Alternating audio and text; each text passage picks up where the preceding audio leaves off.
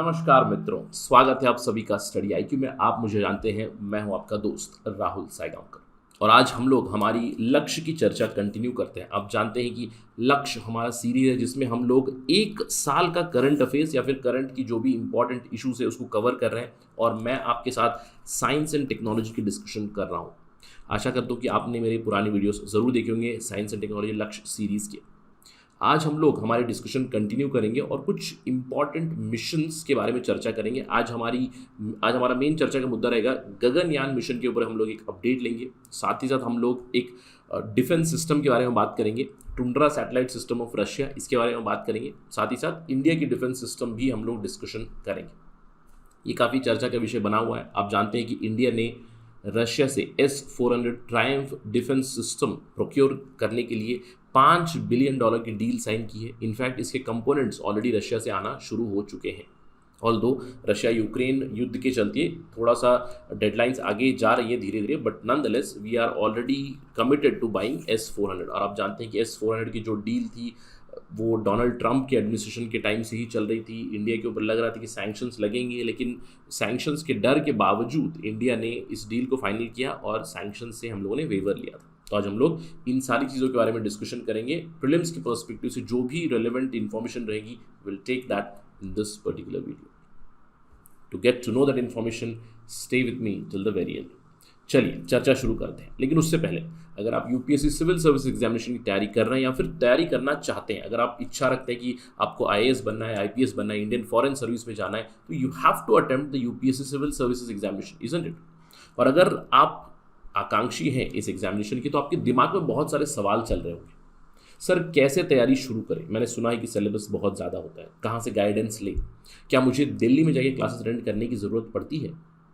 मैंने सुना है कि इन कोर्सेज के प्राइजेस 1 लाख 2 लाख के आसपास हैं। तो अगर आपके दिमाग में ये सारे सवाल चल रहे हैं, तो इन सवालों के जवाब आपको मिलेंगे on studiiq.com। Do visit our website studiiq.com। In fact चलिए मैं आपको डायरेक्टली हमारे वेबसाइट पे ले चलता हूँ ताकि हम आपके थोड़े सवालों के जवाब दें और आपकी प्रिपरेशन में मदद करें। Let us go to our website directly. बहुत सारे कोर्सेज अवेलेबल है। Will talk about different courses. GS course available है, करंट अफेयर्स कोर्स अवेलेबल है। गौरव गर्ग सर का हमारा फ्लैगशिप कोर्स है UPSC civil service exam prelims and mains. अगर आप इसको ओपन करोगे, आप इसकी कोर्स कंटेंट देख सकते हो, आपको एक आइडिया मिल जाएगी। जो भी आपके सवाल थे, कैसे प्रिपेयर करना है, क्या क्या सब्जेक्ट्स होते हैं, प्रीलिम्स के लिए क्या पढ़ना है, मेंस के लिए क्या पढ़ना है, आपको यहाँ पे कॉम्प्रिहेंसिव आइडिया मिल जाएगी, कॉम्प्रिहेंसिव गाइडेंस मिलेगी of this particular exam preparation. इस कोर्स का दाम यहाँ पे देख सकते हो, लेकिन यहाँ पे you will get 40% discount over and about this.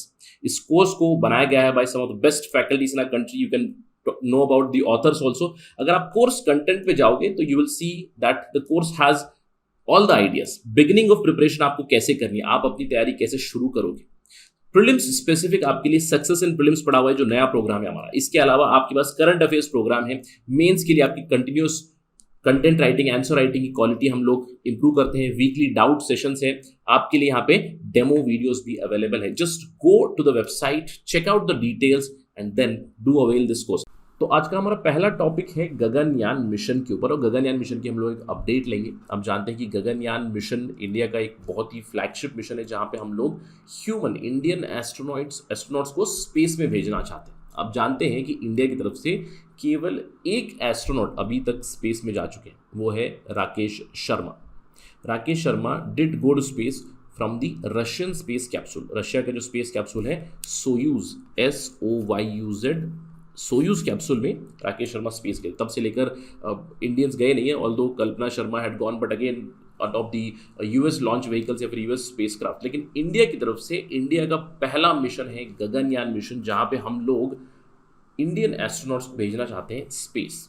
अब उसकी तैयारी चल रही है। ऑल्दो अभी इसी साल ये होना चाहिए था, टेक्निकली 2022 में होना चाहिए था, लेकिन कोविड-19 के चलते हम लोग जानते हैं कि पैंडेमिक में बहुत सारे लॉकडाउन्स हुए, तो डेडलाइंस आगे बढ़ाई गई। तो होपफुली अगले साल तक गगनयान मिशन हो जाएगा। अब इसकी प्रोग्रेस में क्या हुआ, रिसेंटली इसरो ने सक्सेसफुली टेस्ट किया solid rocket booster for this Gaganyaan mission. तो आज हम लोग इसी के ऊपर चर्चा करेंगे, क्या एग्जैक्टली ये चीज़ है, गगनयान मिशन क्या है और गगनयान मिशन की डेवलपमेंट क्या चल रही है, इसके ऊपर हम लोग चर्चा करेंगे। चलिए शुरू करते हैं। गगनयान मिशन है क्या? जैसे कि मैंने आपको बताया, नाम से Gaganyaan mission is India's first manned mission to space. इसको सरकार फंडिंग दे चुकी है 9,000 करोड़ रुपए से भी ज़्यादा, अप्रॉक्सीमेटली 10,000 करोड़ के आसपास, little less than 10,000 crore has been already funded for this Gaganyaan mission to ISRO. अब इस मिशन का उद्देश्य क्या है? हम एनविसाज कर रहे हैं कि हम लोग 3 लोगों को भेजेंगे, 3 लोग रहेंगे जिसमें एक महिला भी रहेगी, यानी कि 3 एस्ट्रोनॉट्स टोटली स्पेस जाएंगे। 5 से 7 दिनों के लिए स्पेस में रहेंगे। आपको ध्यान रखना है, स्पेस जा रहे हैं, प्लीज़ मून नहीं जा रहे हैं या फिर किसी दूसरे ग्रह नहीं जा रहे, इसको ध्यान में रखना है। अगर आपको सवाल बने, एमसीक्यू बने कि consider the following statements with respect to Gaganyaan mission. Gaganyaan mission India का पहला मिशन है, दूसरा तीसरा नहीं है, पहला मिशन है जहाँ पे हम लोग हमारे एस्ट्रोनॉट्स को भेजेंगे स्पेस में। स्पेस में भेज रहे हैं, मून नहीं भेज रहे हैं या फिर किसी ग्रह नहीं भेज रहे हैं। अगर स्टेटमेंट में कुछ ऐसी चीज़ आए तो आप उसको एलिमिनेट कर दीजिएगा, ठीक है। 3 मेंबर जाने वाले हैं जिसमें से एक महिला जाने वाली है। अभी जब भी आगे होगा, बहुत सारे एस्ट्रोनॉट्स की ट्रेनिंग चल रही है, रशियन एजेंसी के साथ कोऑपरेशन चल रही है हमारी, वहाँ पे they are getting acquainted with space travel. तो 5 से 7 दिन, टेक्निकली उन्हें 2022 में ही जाना था। 2022 क्यों? क्योंकि एक कमेमोरेटिव ईयर है हमारा, 75 साल हो रहे हैं हमारे स्वतंत्रता को, तो आज़ादी का अमृत महोत्सव चल रहा है। इसके अंडर 2022 में मिशन कंप्लीट होना था, but I told you unfortunately covid pandemic के चलते ये डेडलाइंस आगे जा चुकी है। तो इस डीले में अभी फाइनल मॉड्यूल ये कहा जा रहा है कि 2023 तक लॉन्च हो सकता है। और गगनयान मिशन की क्या प्लान है? देखिए, गगनयान मिशन में हम लोग सबसे पहले GSLV Mark 3 लॉन्च व्हीकल इस्तेमाल करने वाले हैं। अब आप जानते हैं सर, GSLV Mark 3 तो हम लोग सैटेलाइट लॉन्च के लिए इस्तेमाल करते हैं। मैंने आपको बताया था GSLV Mark 3 के बारे में आपको बात करनी है तो 3 स्टेजेस रहेंगे। पहला स्टेज होगा सॉलिड बूस्टर स्टेज, और ऑफ कोर्स स्ट्रैप-ऑन्स भी लगे होंगे। तो पहला स्टेज होगा सॉलिड बूस्टर, दूसरा स्टेज होगा लिक्विड प्रोपेलेंट इंजन, और तीसरा स्टेज होगा cryogenic engine, right, cryogenic engine stage. इसके ऊपर हमने चर्चा की थी। अब ये जो लास्ट पेलोड होता है, नॉर्मली GSLV में ये जो पेलोड होता है, this payload will be a satellite. लेकिन यहाँ पे गगनयान में ये जो पेलोड है, इस पेलोड को बदल दिया जाएगा। मैं आपको थोड़ी देर में समझाऊंगा इस पेलोड की जगह, सैटेलाइट की जगह क्या जाएगा। नॉर्मली यहाँ पे सैटेलाइट लॉन्च होता है, जैसे ही उसके ऑर्बिट में जाएगा तो सैटेलाइट खुल जाता है। आपने देखा होगा उसकी सोलर पैनल खुल जाती है, पावर ज़रूरी है तो सोलर पैनल से उसको पावर मिलता है। लेकिन इस पर्टिकुलर मिशन में ये जो पेलोड है ये अलग होगा। ये क्या होगा मैं आपको बताता हूँ थोड़ी देर में। तो इसमें क्या होने वाला है, हम लोग 3 टोटल मिशंस भेजने वाले हैं, यानी कि 3rd अटेम्प्ट पे हम लोग 3 एस्ट्रोनॉट्स को भेजेंगे। लेकिन उससे पहले हम लोग 2 अनमैन्ड मिशंस भेजने वाले हैं, यानी कि 2 अनमैन्ड GSLV Mark 3 जाएंगे, टेस्टिंग होगी, उसके बाद इवेंचुअली 3rd टाइम में हम लोग एस्ट्रोनॉट्स को भेजेंगे।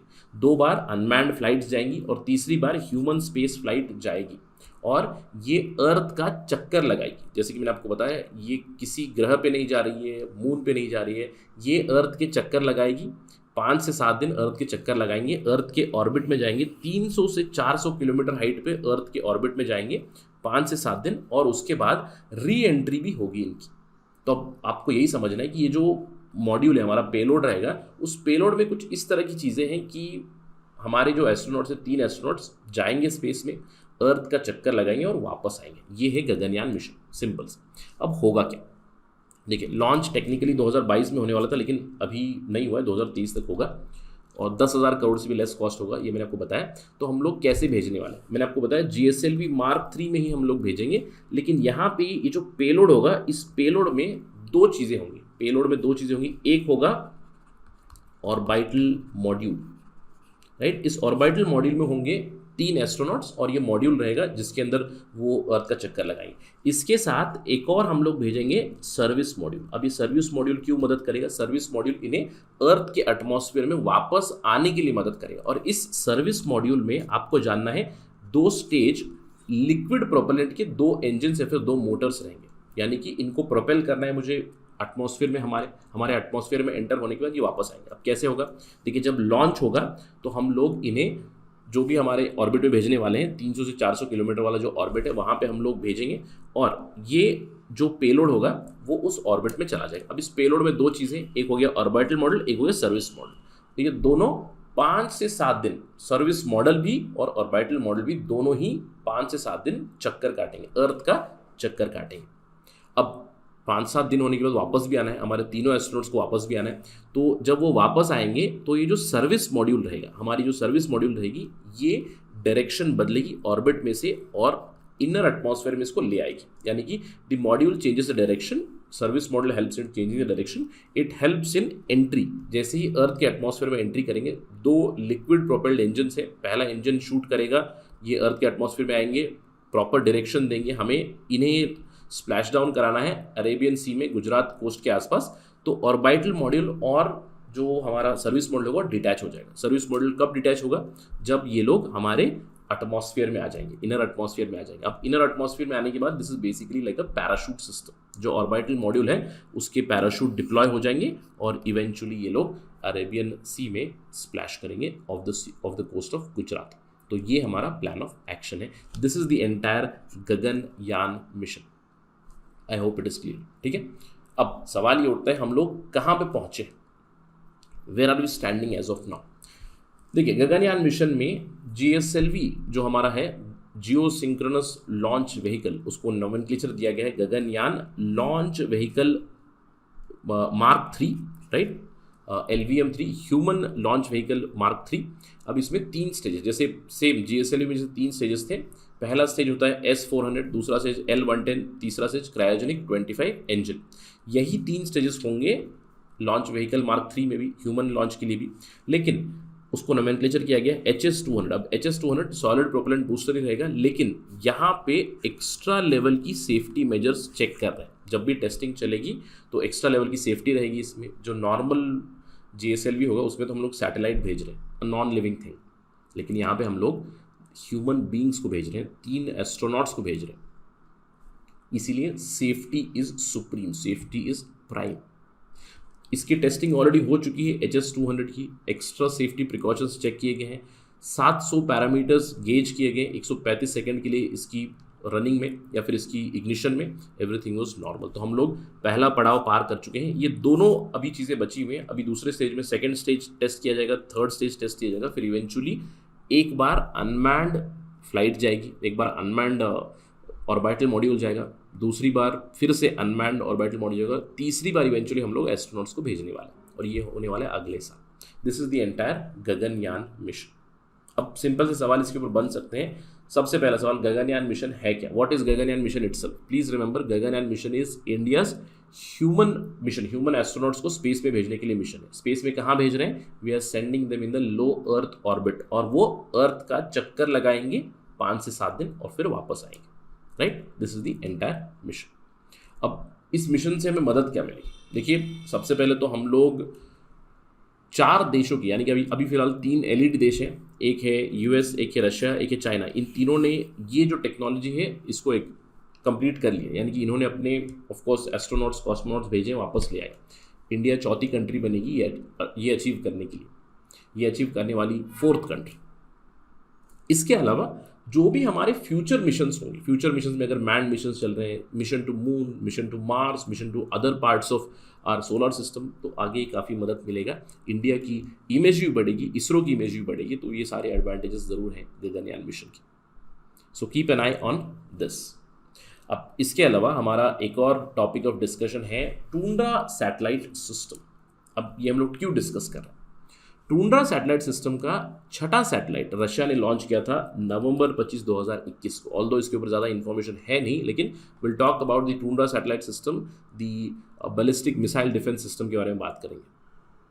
जैसे कि आप खबर देख सकते हो, Russia launches classified military satellite likely to be anti missile system, यानी कि अगर कोई रशिया के ऊपर मिसाइल दागेगा तो उस मिसाइल को हवा में ही उड़ाने के लिए इन्होंने अपना एक सैटेलाइट सिस्टम बना दिया, जिसका नाम है कुपोल।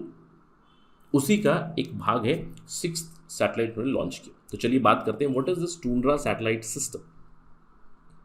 इन November 2021 Russia successfully placed a military satellite into an orbit. अब जैसे कि मैंने आपको बताया, the satellite is believed to be the tundra satellite which is a part of anti missile system called as Kupol या फिर डोम। अब ये भी ध्यान रखिएगा, रशिया की एंटी मिसाइल सिस्टम का नाम क्या है? कुपोल कहते हैं उसको, कुपोल या फिर उसको डोम भी कहते हैं, राइट। अब इसके अंदर 6 सैटेलाइट्स भेजे गए। कुपोल या फिर TSS is the early warning system. अब इसमें मदद क्या मिलेगा? ऑफकोर्स जैसे कि मैंने आपको बताया कि अगर कोई रशिया के ऊपर मिसाइल दागेगा तो उस मिसाइल को वो हवा में ही उड़ा देगा। यानी कि वो मिसाइल रशिया की तरफ आ रहा है, रशिया अपनी तरफ से एक मिसाइल लॉन्च करेगा और उस मिसाइल को इंटरसेप्ट करेगा और उसको ब्लास्ट कर देगा हवा में ही, ताकि वो खुद बचे। आपने इस चीज़ को ज़रूर देखा होगा with respect to Israel, right.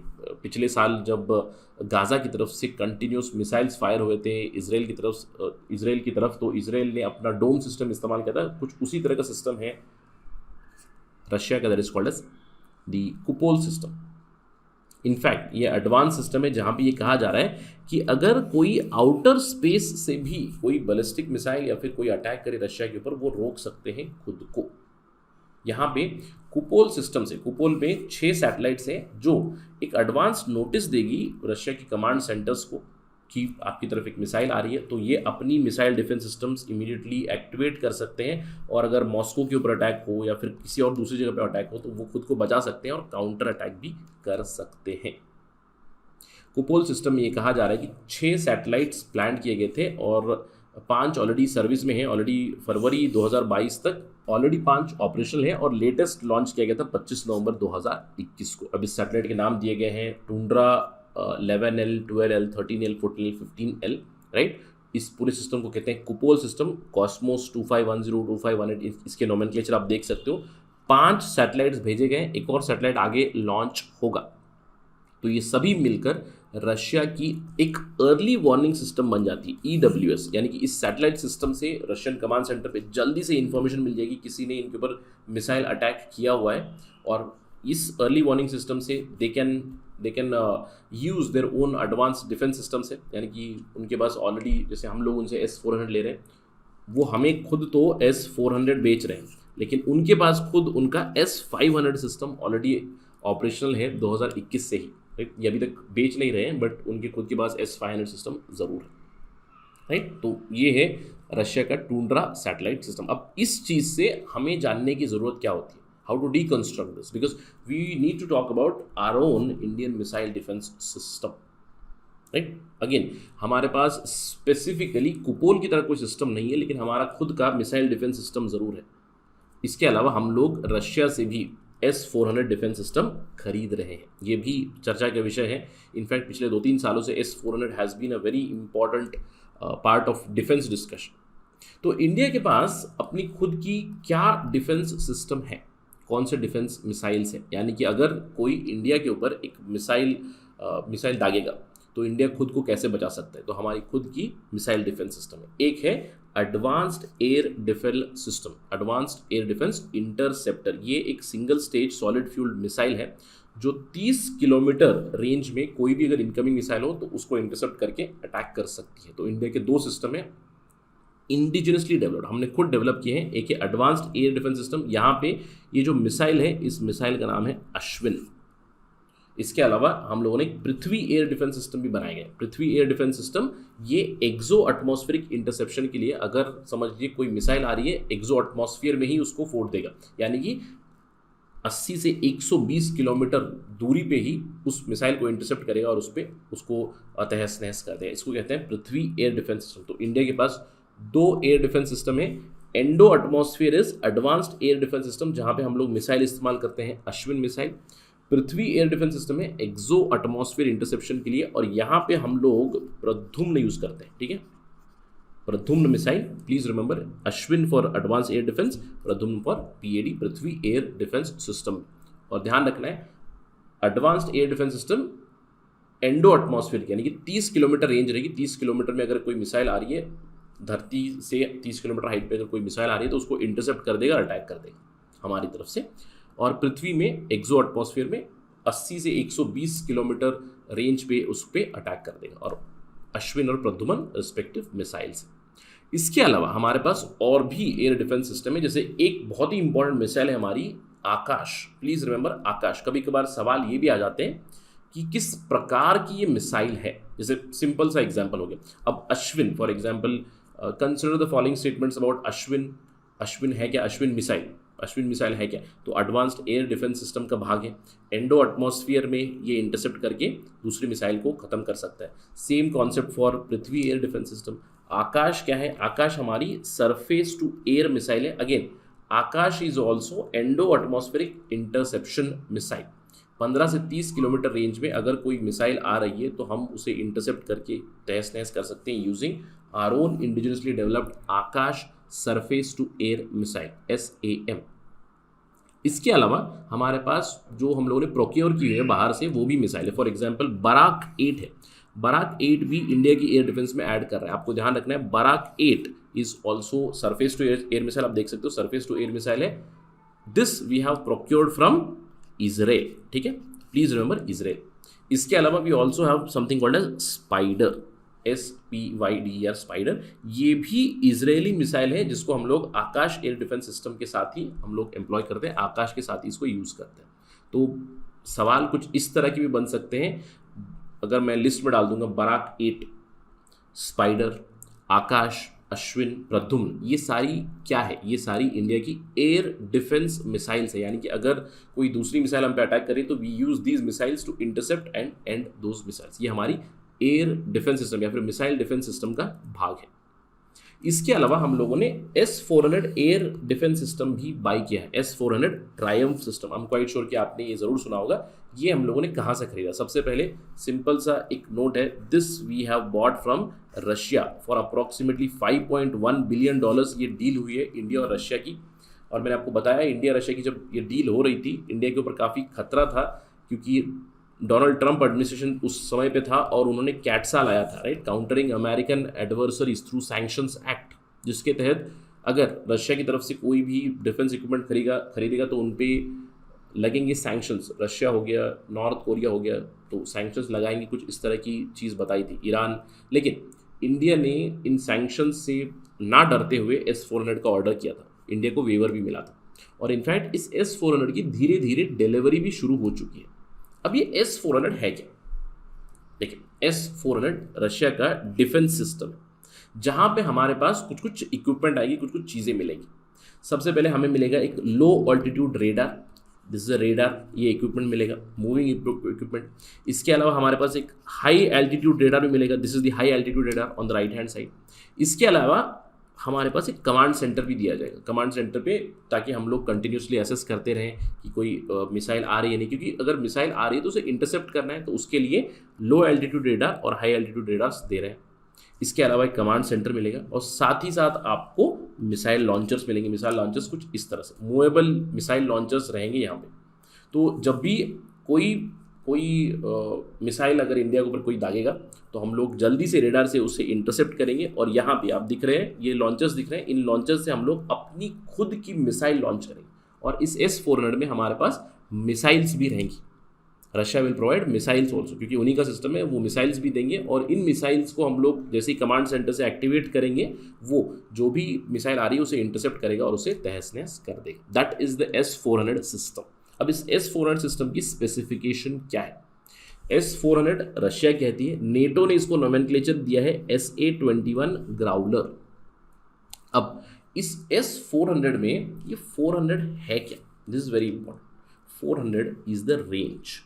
ये जो S-400 कंप्लीट सिस्टम है, surface to air missile system है। It is design to engage all types of aerial targets, aircraft हो, अनमैन्ड एरियल व्हीकल हो, क्रूज मिसाइल्स हो, जो 400 किलोमीटर की रेंज में आएंगे और 30 किलोमीटर की हाइट तक रहेंगे, तो उन्हें इंटरसेप्ट करेगा और अटैक करेगा। S-400, please remember this. और इसकी टेक्निकल स्पेसिफिकेशन है, ऑपरेशनल रेंज मैंने आपको बताया, एरोडायनामिक टारगेट के लिए 240 किलोमीटर तक इसकी रेंज आएगी। बलिस्टिक अगर टारगेट है मिसाइल से तो 5 किलोमीटर से 60 किलोमीटर तक इसकी रेंज बनेगी। ऑल्टीट्यूड 30 किलोमीटर तक है, maximum speed about 4800, range the distance wise range, horizontal range 400 kilometres range रहेगी। और एक ही साथ समझ लीजिए, अब आपने सवाल पूछ दिया कि सर आपने बोला एक मिसाइल, अब इमेजिन कीजिएगा कि किसी ने इंडिया के ऊपर 50 मिसाइल दाग दी एक ही साथ, 50 missile. Does S-400 Triumf air defence system has the capacity to intercept 50? Of course it has. At its peak capacity ये कहा जाता है कि 80 मिसाइल्स को साथ में इंटरसेप्ट कर सकता है ये S-400 मिसाइल डिफेंस सिस्टम। और इसके साथ जैसे कि मैंने आपको बताया मिसाइल्स भी हमें मिलेंगी, मिसाइल 9M96E2 इसकी स्पेसिफिकेशन, ये सारी चीज़ें हैं। और इसकी ऑपरेशनल रेंज बताई जाती है S-400 जैसे हमें मिलेगा 10 से 15 साल इसकी ऑपरेशनल रेंज रहेगी, 10 से 15 साल ये चलेगी। आई होप कि आपको ये आइडिया मिल चुकी है। S-400 से जुड़े हुए सवाल आ जाएंगे। Simple cheese, consider the following statements regarding S-400 Triumf air missile defence system. सबसे पहला स्टेटमेंट, किससे हम लोगों ने प्रोक्योर किया है? अगर किसी दूसरे देश का नाम आया एलिमिनेट कर दीजिए। We have bought this from Russia. इसकी रेंज कितनी है? 400 किलोमीटर की रेंज है। कितने हाइट तक ये इंटरसेप्ट कर सकता है? 30 किलोमीटर हाइट पे इंटरसेप्ट कर सकता है। मल्टीपल टारगेट्स हिट कर सकता है कि एब्सोल्युटली हिट कर सकता है। एट पीक 80 टारगेट्स तक, नॉर्मली अभी फिलहाल जो हमें मिल रही है 35 टारगेट्स तक ये हिट कर सकता है। But at its peak capacity S-400 can hit even 80 targets together. 80 missiles को साथ में हिट कर सकता है। तो ये सारी इसके बारे में इंफॉर्मेशन है। अगर इसके ऊपर सवाल बनेगा तो do not miss it out, ठीक है। So we have discussed about the Gaganyaan and our own defence system. इसके ऊपर पोटेंशियल सवाल बन सकते हैं, किस तरह के बन सकते हैं ये भी मैंने आपको बताया है। That is it right now in this particular session. Till we meet next time with different topics with different sections. That is it right now. Please keep a track of your schedule, right. अपने schedule पे रहिएगा, क्योंकि students के साथ एक बहुत ही बड़ी problem होती है। बहुत बार एस्पिरेंट्स आते हैं, जैसे एग्जाम पास में आती है, बहुत सारे एस्पिरेंट मैसेज करते हैं, कुछ कॉल करके बताते हैं कि sir I am losing my confidence, मैं अपना कॉन्फिडेंस लूज़ कर रहा हूँ, मैं सोच रहा हूँ कि इस बार क्या करूँ, बहुत मुझे डर लग रहा है। देखिए, डर लगना काफ़ी लॉजिकल सी चीज़ है, राइट। कॉन्फिडेंस आपको लूज़ करना भी बहुत बार होता है। अगर आपके साथ ये हो रहा है, प्लीज़ जानिए सभी छात्र, सभी एस्पिरेंट एक ही बोट में है। प्लीज़ रिमेंबर दिस, क्योंकि सभी के साथ यही होता है। और एंड मोमेंट पे सभी को ये लगता है कि यार मुझे कुछ आता नहीं है, या फिर मुझे बहुत सी चीज़ें मैं भूल जा रहा हूँ। ये काफ़ी नॉर्मल सी चीज़ है, राइट। देखिए, आपको कॉन्फिडेंस रखना है, खुद को आपको क्रेडिट देना है कि आपने तैयारी की हुई है। कभी कभार सवाल गलत भी हो जाते हैं, गलत सवालों से आपकी कॉन्फिडेंस डाउन नहीं होनी चाहिए। अगर आपकी प्रोग्रेस पॉजिटिव डायरेक्शन में है, अगर आप अपनी मॉक टेस्ट वगैरह आप दे रहे हो, मॉक टेस्ट में अगर आप even if you are around 80-90 range, that is more than enough. क्योंकि यूपीएससी का जो पेपर होता है, it is relatively easier than the other mock test that you are attempting.